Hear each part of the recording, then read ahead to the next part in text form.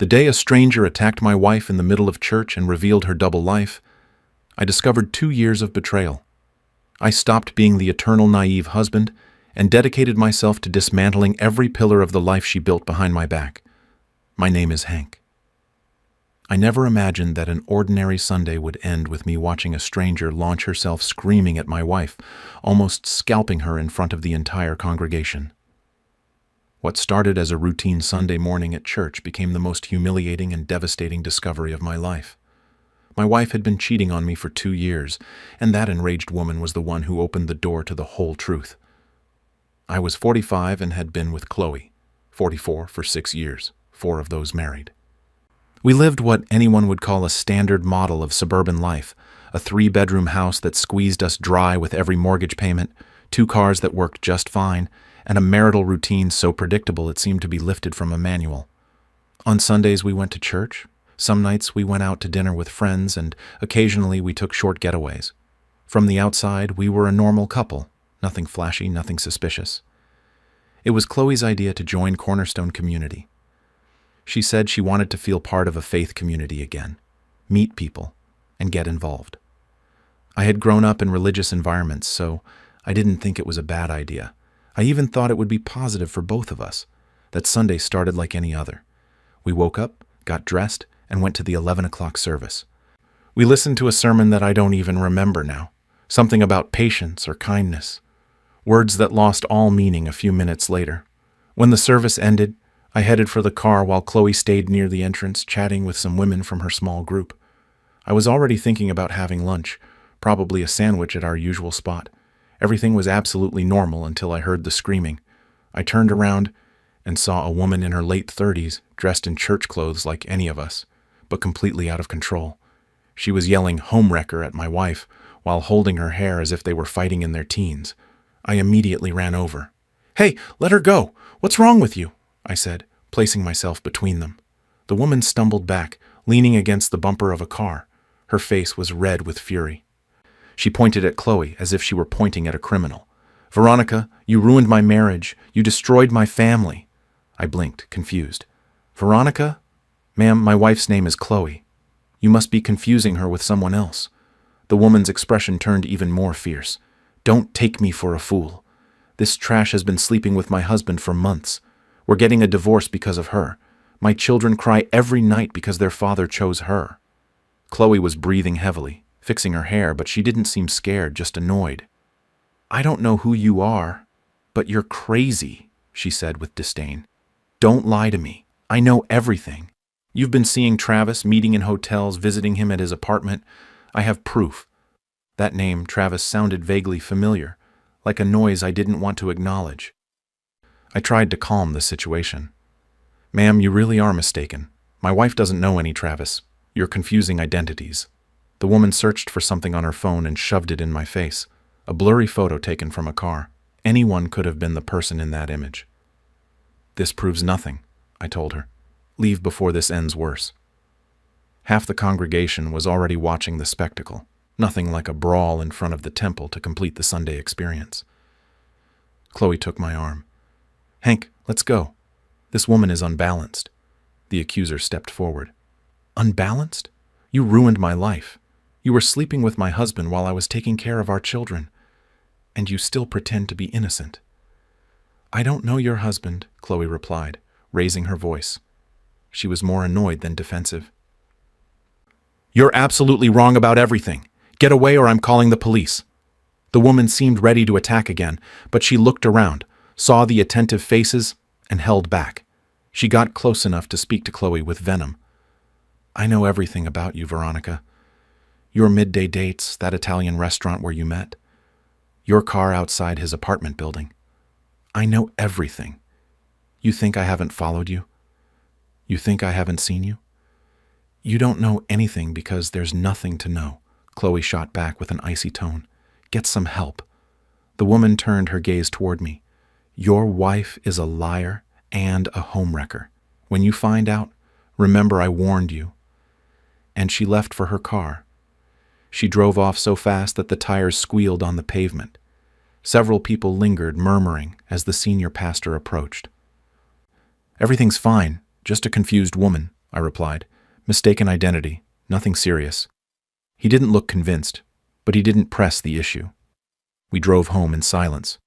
Chloe didn't stop texting on her phone the whole way, surely telling her friends how ridiculous that stranger had been, unable to distinguish names. I tried to ignore it, convincing myself it was a case of confusion caused by a chaotic divorce. The incorrect name calmed me, at least outwardly, but something about Chloe's attitude left me uneasy. I didn't see her surprised, only irritated, as if the attack had been a minor inconvenience. And that name, Travis, why did it sound familiar? We got home, and she acted as if nothing had happened. She prepared lunch, watched TV, put a load of laundry on. She didn't mention the incident even once. I tried to keep pace, telling myself it wasn't worth dwelling on. How naive I was. 2 days later, on Tuesday, I came home from work earlier than usual. We had finished inventory ahead of schedule, and they let us leave before 4. A small midweek miracle. Chloe had messaged me saying she was going to have coffee with a friend and run some errands, so I didn't expect to find her home. I thought I'd have the afternoon to watch a historical documentary I'd been putting off for weeks because she found them too depressing.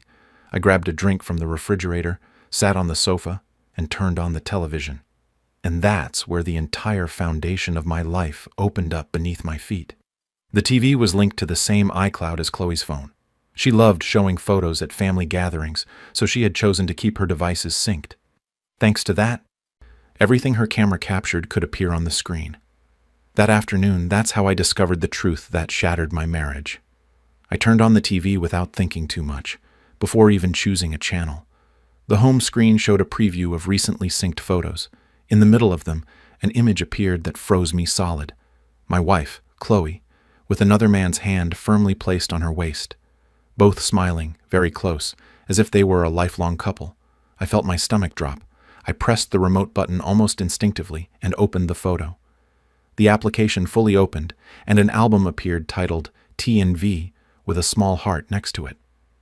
T&V, not C and H. Chloe and Hank? No. Travis and Veronica. My finger hovered over the remote button for about 10 seconds. Part of me knew I shouldn't continue, that if I opened that, there would be no turning back. But a stronger part of me knew I needed to see everything. In the end, I scrolled through 347 photos. I started swiping. Every new image made me want to smash something expensive against the wall. There were photos of Chloe with this guy in restaurants, in his apartment, in a hotel I recognized, the same one where she claimed she had stayed a weekend when she told me she was visiting her college friend in Charlotte. I remembered perfectly how she had sent me pictures of that girls' trip, saying they were reminiscing. Now I saw more photos. The beach, concerts, her car, kisses, his hands all over her, and Chloe looking at him with the same expression she used to look at me when I apparently still meant something in her life. I checked the dates of the photos. The oldest one was 2 years old. 2 full years. It wasn't a mistake, not a night of weakness, not a slip-up. It was a parallel relationship sustained at the same time as our marriage. My hands were shaking. I put the remote down before throwing it at the screen. I took my phone out of my pocket and opened Chloe's shared album from my account. The same thing. All those images were also synced on my device. She had been careful hiding everything on her phone, but she had forgotten one detail: the automatic cloud backup that sent the photos to the TV. Technology making liars look bad for years. Then I noticed something else. In some photos, there were screenshots of messages, phrases like, "Can't wait to see you tonight, Veronica." "I already miss you, Veronica." "Veronica, you make everything better." Veronica. Suddenly, everything clicked with that woman in the church parking lot who had attacked my wife yelling that name. She wasn't crazy. She had called Chloe by the name my wife used with her lover, the name under which she had been living a double life for 2 years, while playing the role of the devout church wife with me. My wife was not only cheating on me, she had built a parallel identity to do it. I kept searching and found the photos from the weekend she was supposedly at a work conference in Atlanta. I remember her calling me every night to complain about the boring presentations and the horrible hotel food. In reality, she was with this guy. Same weekend, same city, but another life. There, she was Veronica, while I stayed home, believing every word. And then I found something even worse. There was a screenshot of a message from Chloe to Travis. They approved another one. The limit is $8,000. Dinner at that place you wanted to try. Another one. I kept swiping until I saw the photo of a credit card. Same bank as ours, but a different design. The name printed looked like mine, but the account number was unfamiliar. I knew my credit score had dropped almost 100 points in the last year. I had noticed it, but I assumed it was because of the mortgage, the car, normal purchases, adult life stuff. I never considered anything else. I started thinking about it now. I opened my laptop and logged into my credit monitoring account, the one I had set up years ago and almost never checked. I logged in. When the page loaded, I was frozen. 3 credit cards I didn't recognize with a total balance of $42,000. All in my name, all opened in the last 18 months. I went in to see the details. They were different entities, different opening dates, but all linked to my social security number. I closed my eyes for a second and took a deep breath. I went back to the photo album on the TV. I started looking for anything that seemed related to money. I found more screenshots, card statements, purchase confirmations, a photo of what looked like a loan application with my signature at the bottom, except I had never signed it. The signature was similar. It was clear she had practiced. She had managed to imitate it almost perfectly, enough to deceive automatic systems, but not someone who knew my real signature well. I opened the bank app and checked the accounts I did know about. At first glance, nothing was missing. The checking account was as always. Savings seemed intact, but upon returning to the monitoring service and pulling the full report, I saw 2 personal loans in my name that I had never applied for. $1,000 from an online lender, $8,000 from another, both approved in the last year, both with punctual payments being made from accounts I didn't control. I did the quick math between credit cards and personal loans, more than $5,000 of debt that I was completely unaware of. All in my name, all used to pay for hotels, dinners, and jewelry for her affair. Chloe had been stealing my identity while pretending to be someone named Veronica. A double life financed by double fraud. I started taking screenshots of everything. I saved the messages where they called her Veronica, the photos of the credit cards, the loan documents, the purchase receipts with charges I had never made, the hotel reservations, the restaurant bills, the jewelry I never saw her wear with me. Surely, she wore them for Travis, or maybe Veronica adorned herself for him. At that point, it was hard to distinguish where one ended and the other began. I spent almost 2 hours reviewing everything. Without realizing it, I was building a file. I wasn't just looking at evidence of a betrayal. I was gathering evidence, classifying it, ordering it as if preparing for a legal battle. And deep down, that's exactly what it was. Around 6:30, I heard the engine of Chloe's car pulling into the driveway. The familiar sound immediately tensed me up. She opened the front door with the same old gesture, carrying several shopping bags. Smiling, she brought the same routine energy of any afternoon.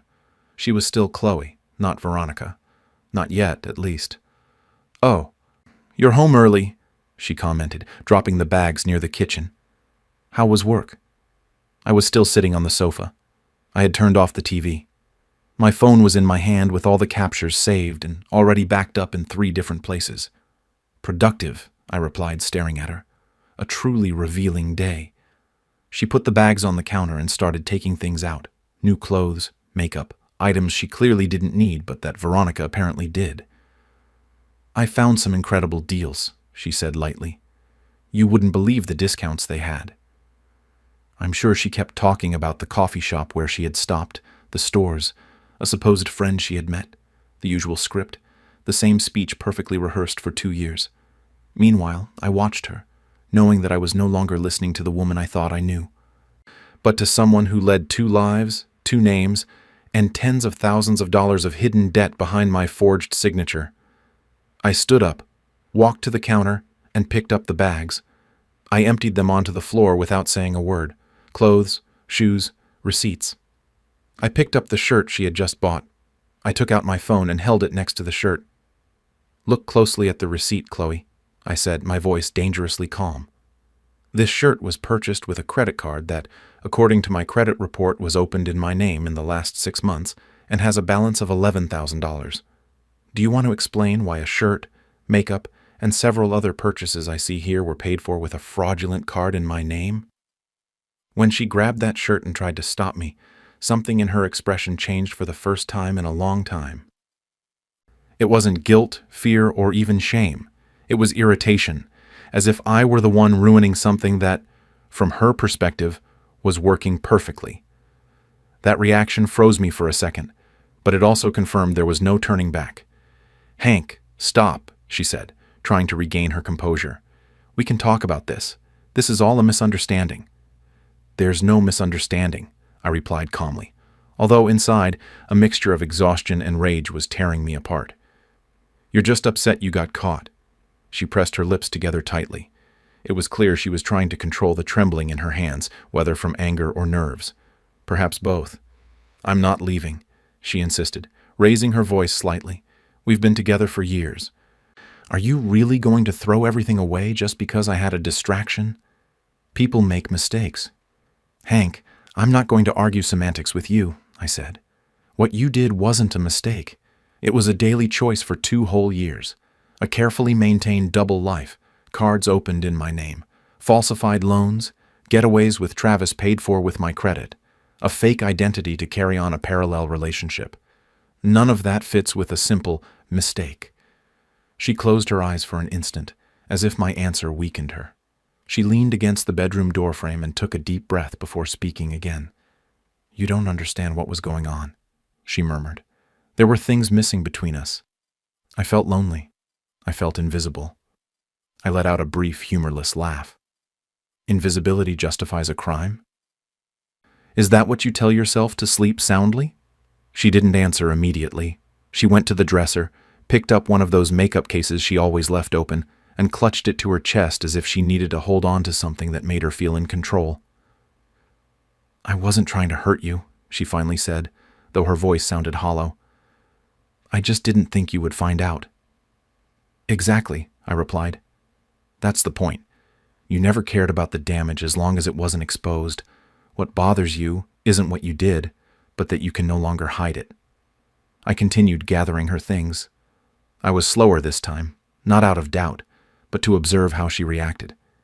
Every object I took out represented a piece of the life we had built, or what I believed was a life.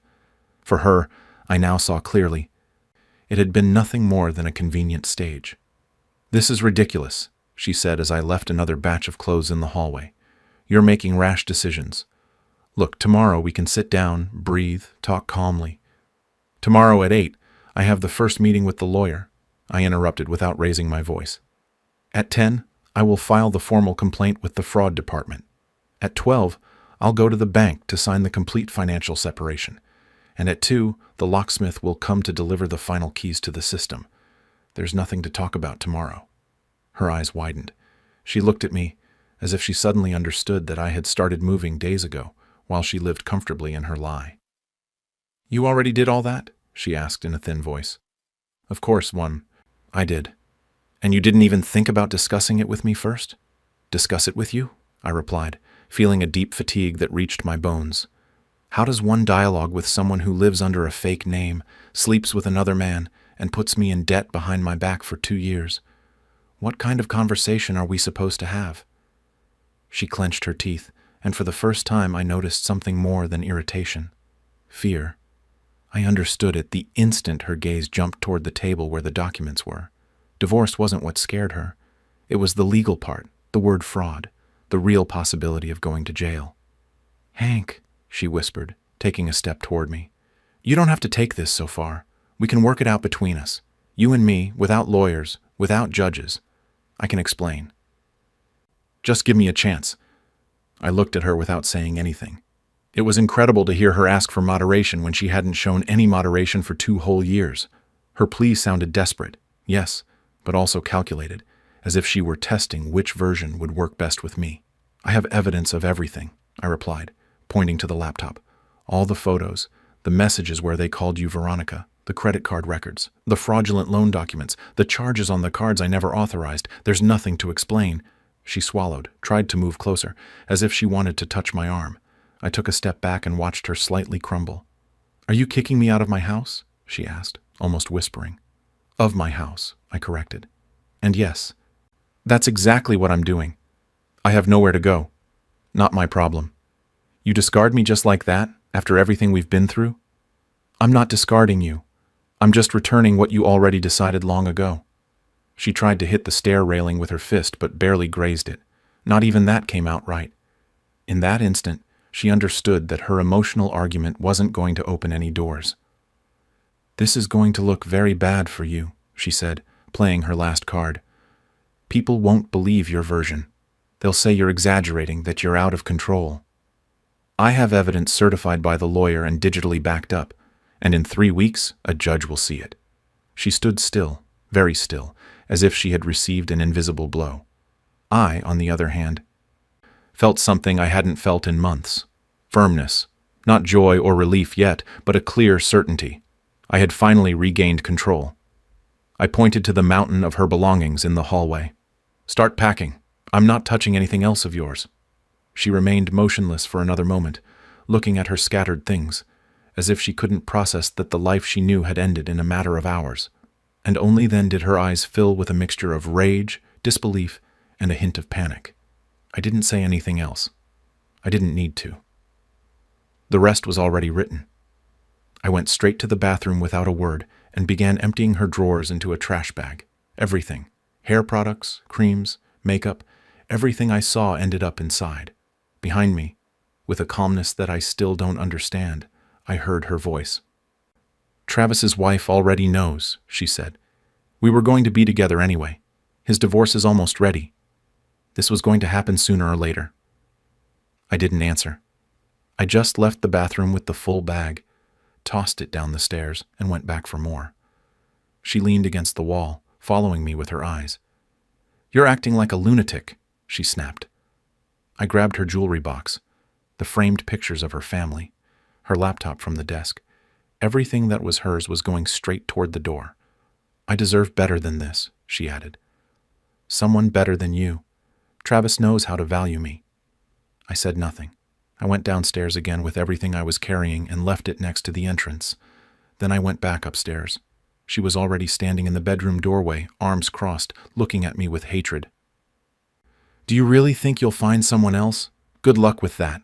You're boring, predictable. Nobody wants that." I ignored her. I kept walking to the office where I grabbed her work bag. Then I went to the closet for her coat, and from the hallway I took the box with all her loose items. I brought everything down to join the growing pile by the door. Her entire life accumulated in heaps.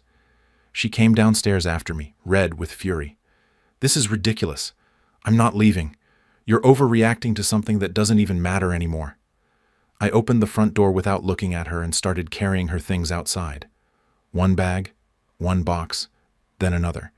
It was like trash collection day, but this time with her belongings. Everything ended up piled up at the garage entrance. "Hank, stop," she tried. I didn't stop. When I finished, she was standing there, arms crossed, breathing heavily. "You're going to regret this," she warned me. "Travis treats me like a queen. You're going to die alone in this empty house." I stepped back inside, stood on the threshold, and looked directly at her. "The only thing I regret is not finding out sooner." She grabbed one of the bags and threw it into her car. She came back for another. While loading, she kept spitting venom. "That woman from the church is crazy, and you're just like her, bitter and pathetic." "Get off my property," I told her. She took the last box, slammed it hard into the trunk, got in the car, rolled down the window, and spat. "Enjoy your miserable life, Hank. Enjoy your fraud charges, Veronica." She accelerated so fast that the tires squealed down the street. I closed the door, locked it, and stood still, breathing deeply. My hands were trembling, not from fear, but from the adrenaline of finally reacting instead of enduring. 3 weeks later was the divorce hearing. It felt like an eternity, although the process moved faster than normal due to the emergency and the fraud charges. Chloe arrived with her lawyer and her mother. She was dressed simply, makeup calculated to look vulnerable, hair perfectly styled. The complete show, very typical of her. Brenda, her mother, wore an expression so bitter she looked like she had breakfasted on lemons. She shot me a look as if I were responsible for all the world's ills. My own lawyer had already warned me. "She's going to play the victim. Her mother will probably claim you're controlling or abusive. They will try to turn everything around. You stay calm. We have the evidence." The judge, a woman in her 50s, looked exhausted from listening to marital dramas. I didn't blame her. Chloe's lawyer spoke first. He painted me as a controlling husband who had thrown her out of the house without notice, who had filed false reports out of revenge, who wanted to ruin her in the divorce just for spite. According to him, I was practically a monster. Curiously, he completely omitted the identity theft, an insignificant detail apparently. Then they called her mother. "Can you tell us about your son-in-law?" Chloe's lawyer asked. Brenda immediately went into performance mode. "He's always been controlling," she said with eyes already tearing up. "He constantly monitored my daughter, asking where she was, who she was talking to, what she was spending money on. And for a simple mistake, a slip-up, he kicked her out and called the police. He's vindictive. My daughter is afraid of him." I almost laughed. Controlling? I barely found out about the cheating 2 months ago. I never checked anything, but she sold it with conviction. "He's manipulating the legal system to punish her for a mistake she deeply regrets," she continued. "She had a brief affair, nothing more. He wants to destroy her life, put her in jail, and keep everything. He's not seeking justice. He's seeking revenge." Chloe sobbed in her seat, feigning fragility. If they gave awards for best victim performance, she'd win it hands down. Then my lawyer stood up. He wasn't even annoyed, just prepared. "Your Honor, I would like to present evidence that contradicts that statement." He walked toward the judge and handed her a folder full of documents. Inside was everything printed. Photos, messages where she was called Veronica, falsified loan documents, credit card statements, the complete record of 2 years of fraud, the police report confirming the investigation. The judge began to read. Her expression went from neutral to incredulous, then to frank annoyance. My lawyer continued. The defendant's mother stated that it was a brief relationship or a slip-up. However, the evidence demonstrates a 2-year relationship maintained under a false name. The defendant documented everything, and the photos were automatically synced with the shared account. He pulled out more papers. It was also alleged that my client is controlling and vindictive. This does not align with the fact that his daughter committed multiple crimes of fraud and identity theft against him. She opened 3 credit cards, 2 personal loans, and several accounts in his name without his consent. The fraudulent debt exceeds $65,000. These are police-verified crimes, not invented accusations. Chloe's lawyer tried to interrupt. "Your Honor, these accusations..." But it was too late. The judge had seen enough. The judge raised a hand with a firm gesture that silenced the room. "One moment, I'm reviewing," she said without looking up. Almost 5 long minutes passed. The sound of the paper sliding through her fingers was the only thing audible in that place. I remained seated, back straight, trying to maintain calm as I watched her advance sheet by sheet at a slow, almost surgical pace. Across from me, Chloe was breathing raggedly, feigning distress, and her mother was twisting her hands as if only now understanding that this wouldn't resolve as they had hoped. Finally, the judge stopped reading and looked up. She focused on Chloe's mother. "In your statement, you claimed your son-in-law is controlling," she began. "You also said that your daughter's extramarital affair was a fleeting mistake born of a complicated emotional moment.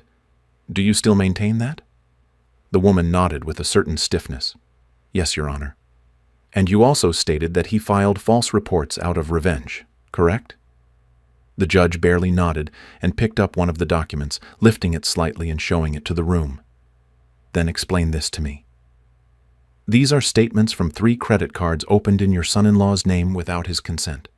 All irregularly created, all used to pay for hotels, dinners, getaways, jewelry, and other expenses directly related to the affair your daughter maintained for 2 years. Not only that, the transactions were carried out under an identity your daughter used to conceal her relationship with a certain Travis." A slight murmur went through the room. Chloe's mother paled. "I didn't know about that," she stammered. "You also didn't know that your daughter used a false identity and committed continuous financial fraud against her husband?" the judge asked very seriously. The woman slowly shook her head, looking at the floor as if she wanted to disappear. "She didn't tell me those details," she replied, almost in a whisper. "So when you testified under oath that your son-in-law fabricated police reports, you lied. Because the reports are based on concrete crimes documented and sustained for 2 years, the woman awkwardly moved her hands. "I wasn't lying. I just didn't know everything." The judge narrowed her eyes. You entered my courtroom, swore to tell the truth, and yet chose to testify about facts you never verified. You portrayed this man as abusive, based solely on what your daughter told you. Did you ever corroborate anything? Did you ever review a document, a piece of evidence, a record? The woman shook her head again. Your daughter told you that during this entire affair she presented herself as Veronica? The answer was an inaudible murmur. She didn't mention the over $65,000 in debt she generated through fraud? No.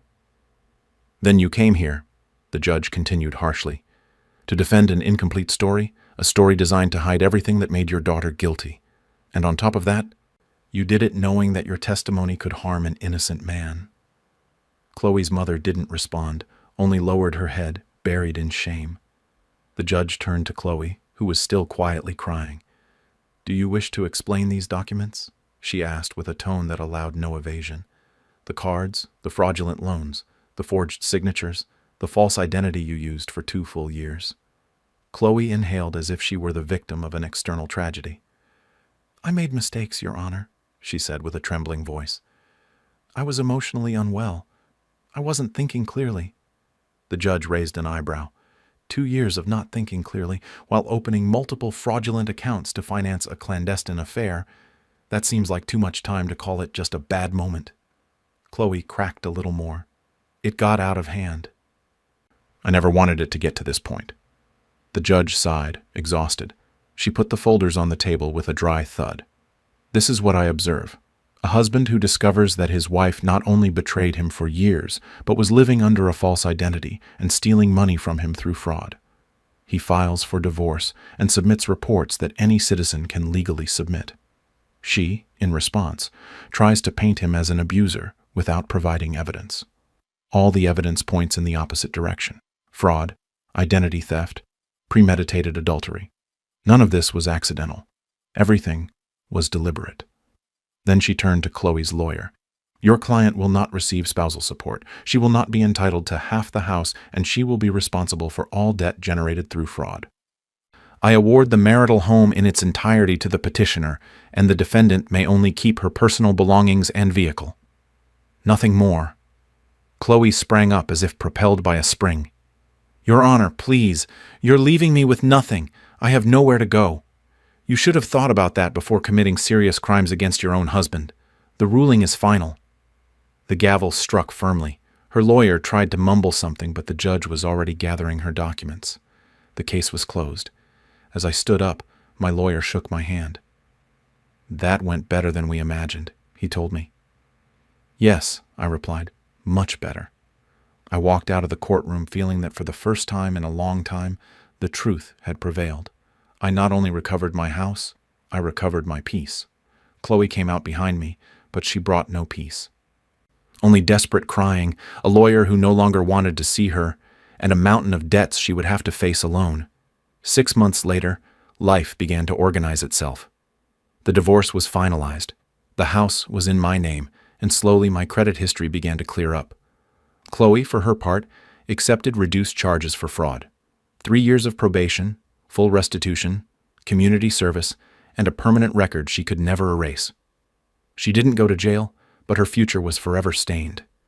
And Travis? Well, karma reached him too. His ex-wife, Marissa, financially demolished him in their own divorce. She obtained primary custody, the family home, and left him paying child support and maintenance for years.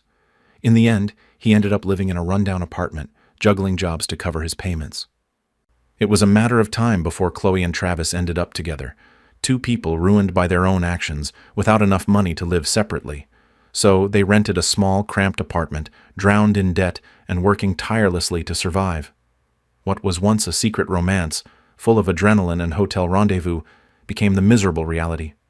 2 exhausted, resentful people, lacking economic stability and tied to the consequences of the decisions they made, believing they would never be discovered. A fantasy turned into a miserable reality.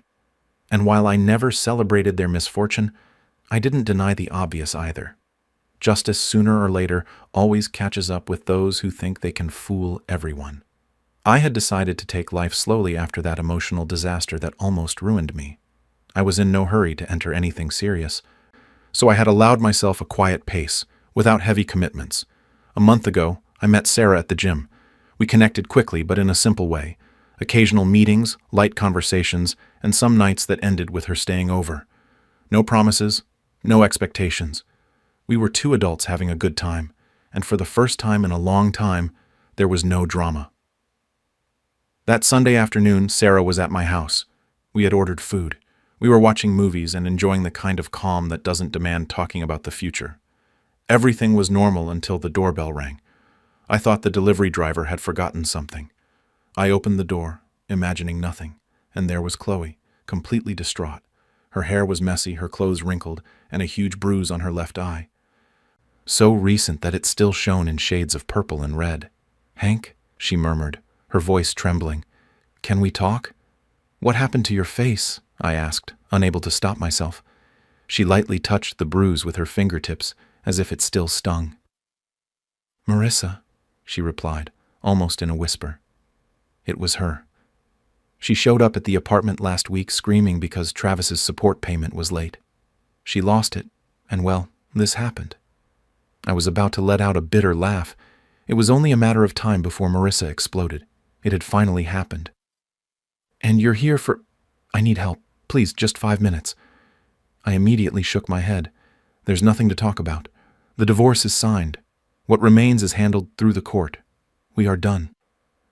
Chloe looked inside my house and saw Sarah sitting on the sofa, wearing one of my shirts as if she had lived there all her life. Chloe's already battered face seemed to crumble further. "Who is she?" "None of your business.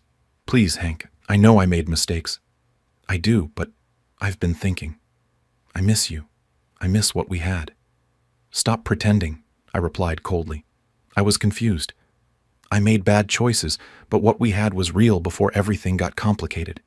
"You ruined it," I reminded her without a hint of softness. Chloe lowered her head, swallowing tears. "Travis and I aren't working out. It's not what I thought. He's resentful about Marissa, angry about the support, and he takes it all out on me. I realized that with you, I had something genuine, something good. I want to try again. That's not my problem. You were the one who destroyed what we had. There's nothing to mend." She looked at Sarah again, and the tears mixed with the bruises. "You moved fast. I guess I didn't mean that much to you." "You're right," I told her. "I no longer expect compassion or understanding from someone who lied to me for 2 years while ruining my credit. Now I have clarity." Chloe burst into tears right there on my porch, Marissa's black eye displayed like a warning. "Hank, I beg you. I have nowhere to go. Travis wants to end it. I can't afford a place alone. I'm barely surviving. I need help. Call your mother, call your friends, call a lawyer, not me. Let me in. We can talk, find a solution." "There's nothing to find. You chose your path, now live it." At that moment, Sarah appeared behind me, crossing her arms and looking at Chloe without a shred of compassion. "Is this your ex?" she asked. "Yes," I replied.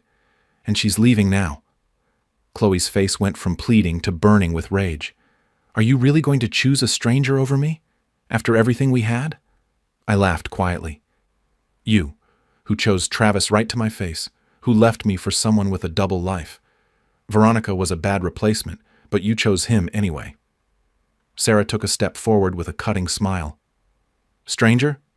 That's funny coming from someone with a black eye and a criminal record." Chloe opened her eyes wide. "Excuse me?" "You heard me," Sarah continued. "And honestly, by your looks, it seems you've already taken enough blows. Maybe you should take the hint and leave." "Who do you think you are?" Chloe spat. "I'm someone who isn't desperate enough to beg her ex for help. That's who I am." Chloe lost it. She lunged straight at Sarah, completely out of control, driven by frustration, pain, and pure accumulated stupidity. Sarah tried to step aside, but didn't manage to completely, and both fell onto the porch floor amidst screams and grabbing. "Seriously?" I exclaimed. I grabbed Chloe by the arm and pulled her away. She was out of control, kicking and struggling as if she had lost all common sense. Sarah got up first, brushed off her clothes, and snorted. "What an unbalanced woman." Chloe launched herself again, but this time Sarah was ready. She delivered a clean punch to her other eye. Direct, precise. Chloe fell onto her back, defeated. "Enough," I said, putting myself between them. I looked at Chloe, lying on my porch, now with 2 black eyes, One courtesy of Marissa, the other courtesy of Sarah. A beautiful set of symmetry.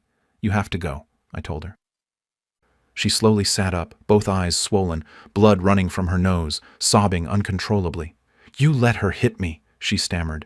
You attacked her first, and you are on my property, with security cameras recording everything. Leave before I call the police. Chloe stayed there for another minute, crying with her face destroyed, as if she had survived a fight she didn't know how to start. Finally, she got up, stumbled to her car like a ghost, and left, leaving drops of blood on my driveway. Sarah watched me from the door. Your ex is crazy, she said. Yes, I agree.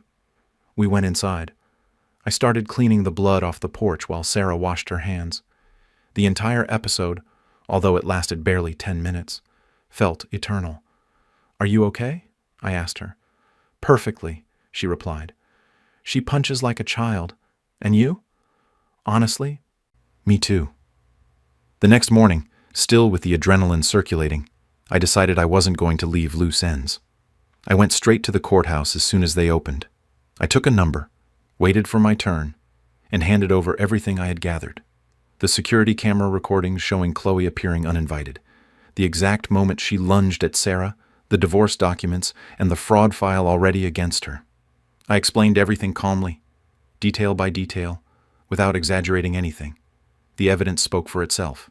The clerk reviewed the material, stood up, spoke with the duty judge, and returned just a few minutes later. There were no additional questions, no complications, no second reviews. The judge immediately signed the restraining order, contact prohibited under any circumstances, mandatory minimum distance, and a clear warning that any violation would mean losing probation and going straight to a cell. I left the building with a strange sensation, like a mix between relief and definitive closure. I didn't feel victorious or proud. I simply understood that this stage was dead and buried. Chloe had made all her decisions without thinking about the consequences, and now those consequences had caught up to her. I, on the other hand, was moving forward, lighter, clearer, without having to carry someone who turned lying into a habit and chaos into a routine. And as I walked toward my car, I thought only one thing.